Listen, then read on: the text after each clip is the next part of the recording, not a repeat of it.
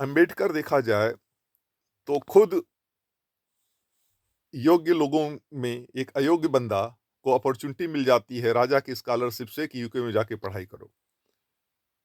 इसका मैंने चेक किया तो इंटरमीडिएट में 3rd डिवीजन पास था।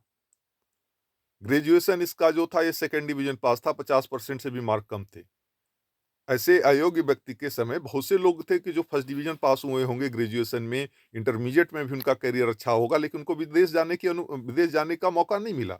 लेकिन राजा की स्कॉलरशिप थी, किसी ने, वो भी क्षत्रिय राजा थे, राजपूत राजा थे, किसी ने अनुरोध किया, राजा ने इनको रिकमेंड कर दिया। ठीक है, उसका कंडीशन भी था कि आके राजा के ही राज्य में ही काम करना पड़ेगा, उसका एक टर्म्स एंड कंडीशंस था। ऐसे विद्यार्थियों को राजा की स्कॉलरशिप दी जाएगी। तो ये स्वार्थी बंदा तो खुद स्कॉलरशिप से वहां पहुंच गया। प्रारूप समिति का अध्यक्ष बनाया गया कि भैया एक जो समिति बनेगी, बैठक करवाना, ये करवाना, अध्यक्ष का काम होता है, कोऑर्डिनेटर था। वहां भी रिक्वेस्ट मारा अपनी लालच में, भैया 10 सालों के लिए हमारे लोगों को रिजर्वेशन दिया जाए। लेकिन बाद में जनतंत्र में तो जनसंख्या बल ही है भाई। अगर जनसंख्या बल के नाम पे आप अत्याचार करते हैं तो बाहुबल वाले, जिनके नाम पे देश की बाउंड्री डिसाइड होती है, तो वो देश पे क्यों रूल ना करें। आर्मी को आज सोचने की जरूरत है कि 20,000, 30,000, 40,000 में सैनिक बेचारा अपना जान गंवा देता है, किसके लिए अपनी जान गंवा रहा है?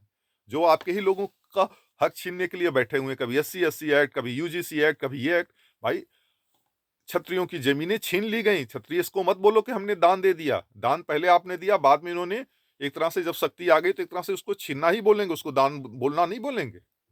हाँ, ये अलग बात थी कि आपके अंदर दया थी, दया को ही वो के कारण उसने छीन लिया और आपको पता ही नहीं चला कि आपसे छीन ली गई। राजनीतिक व्यवस्थाओं में आपको रिजर्वेशन दिया गया, हर जगह आपको दिया गया, इसलिए ये विरोध करने से काम नहीं चलेगा। वो बांग्लादेश की तरह और नेपाल की तरह ने जनजी आंदोलन करके भी क्या किए, अंत में बैठे तो वही गधे।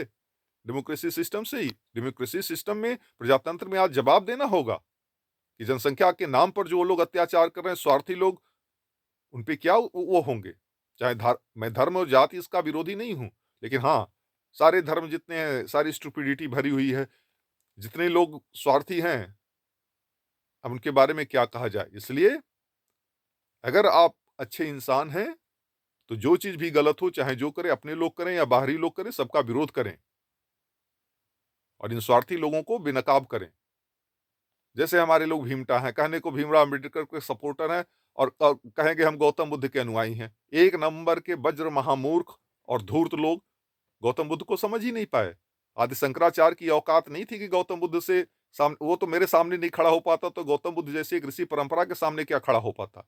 लेकिन इन भीमटाओं ने जो गौतम बुद्ध का ठेका ले रखा था, इन भीमटाओं को तो कोई भी हरा के चला जाएगा। तो ऐसे भीमटाओं ने गौतम बुद्ध नहीं बन पाए, वो भीमटा के भीमटा ही रह गए। हमारा वीडियो देखने के लिए धन्यवाद।